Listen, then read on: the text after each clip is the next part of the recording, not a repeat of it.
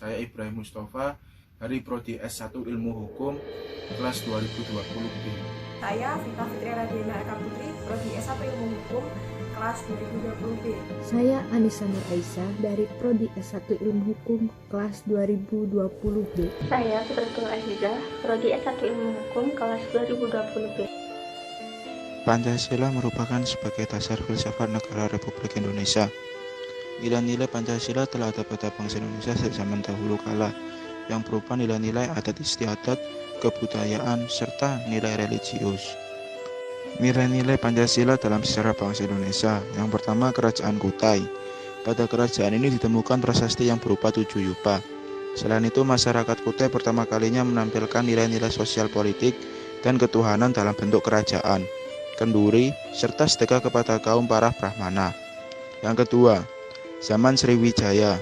Sebagai suatu kerajaan yang besar, Sriwijaya sudah mengembangkan tata negara dan tata pemerintahan yang mampu menciptakan peraturan-peraturan yang ditaati oleh rakyat yang berada di wilayah kekuasaan. Demikian pula dalam sistem pemerintahannya. Terdapat pegawai pengurus pajak, harta benda, kerajaan, dan rohaniawan. Yang ketiga, Kerajaan Majapahit. Kerajaan ini memiliki wilayah kekuasaan yang begitu luas dari Semenanjung Melayu sampai Irian Barat. Pada waktu itu, agama Hindu dan Buddha hidup berdampingan dengan damai dalam suatu kerajaan. Empu Prapanca menulis Negara Kertanagama. Dalam kitab tersebut telah terdapat istilah Pancasila. Setelah Majapahit runtuh, maka berkembanglah agama Islam dengan pesat di Indonesia. Bersamaan dengan itu berkembang kerajaan Islam seperti Kerajaan Demak. Dan saat itu juga datanglah orang Portugis dan Spanyol yang awalnya berdagang, tetapi lama-kelamaan penjajahannya terungkap. Pada akhir abad 16, Belanda juga datang ke Indonesia yang mendirikan perkumpulan dagang VOC yang dikenal juga dengan Kompeni. Setelah penjajahannya mulai nampak, rakyat mulai melakukan perlawanan. Pada abad ini, sejarah mencatat bahwa Belanda sangat ingin menguasai seluruh Indonesia. Mereka ingin membulatkan hegemoninya sampai ke pelosok Nusantara. Melihat praktek-praktek penjajahan Belanda, maka meledak-ledaklah perlawanan rakyat di daerah Nusantara.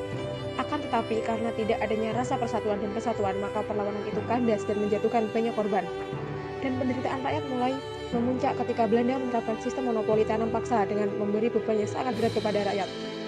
Pada abad 20, di panggung politik internasional terjadilah pergolakan kebangkitan dunia timur dengan suatu kesadaran akan kekuatannya sendiri. Di Indonesia itu kebangkitannya dimulai dengan berdirinya organisasi-organisasi seperti Organisasi Budi Utomo, Serikat Islam, dan masih banyak organisasi lainnya. Mulailah kini perjuangan nasional Indonesia dititik beratkan pada kesatuan nasional dengan tujuan yang jelas yaitu Indonesia Merdeka.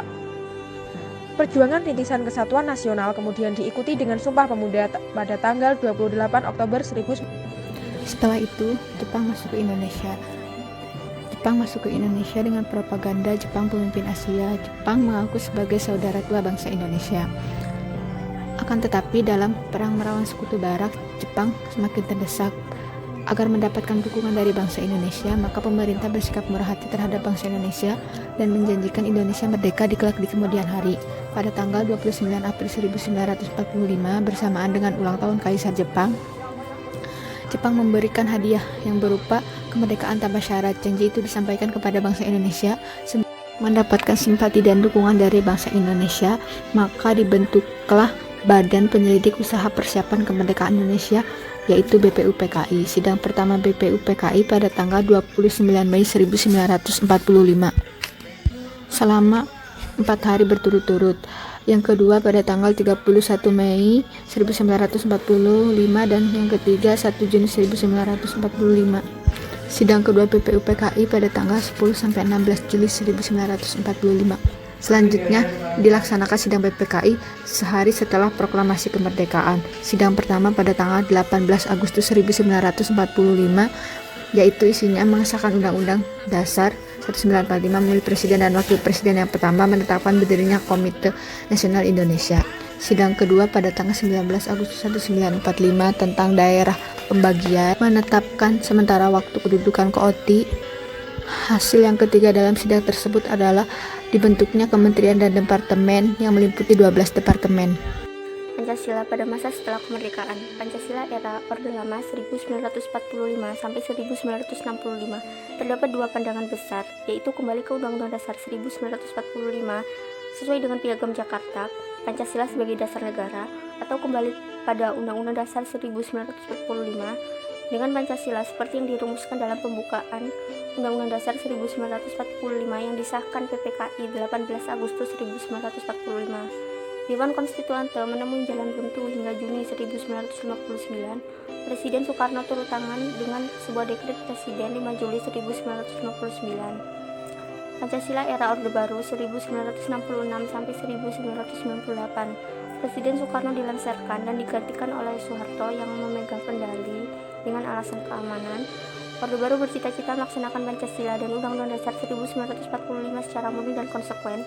Tanggal 22 Maret 1978 ditetapkan TAP MPR nomor 2 /MPR /1978 tentang pedoman penghayatan dan pengalaman Pancasila. Eka Prasetya Pancakarsa yang meliputi 36 butir. Orde Baru menjadikan Pancasila sebagai alat legitimasi politik dan menjadikan Pancasila identik dengan rezim Orde Baru. Pancasila era reformasi 1998 sampai sekarang, tumbangnya rezim Orde Baru memunculkan era reformasi pada Mei 1998. Era reformasi memunculkan fobia terhadap Pancasila, yaitu lunturnya nilai-nilai Pancasila. Adanya fobia tersebut menimbulkan berbagai konflik. MPR RI melakukan kegiatan sosialisasi nilai-nilai Pancasila yang dikenal dengan sebutan 4 pilar kebangsaan, menjadikan Pancasila sebagai dasar negara Republik Indonesia tercantum dalam ketetapan MPR nomor 18 /MPR /1998 pasal 1 dan menetapkan Pancasila sebagai sumber hukum tercantum dalam ketetapan MPR nomor 3 /MPR /2000 pasal 1 ayat 3.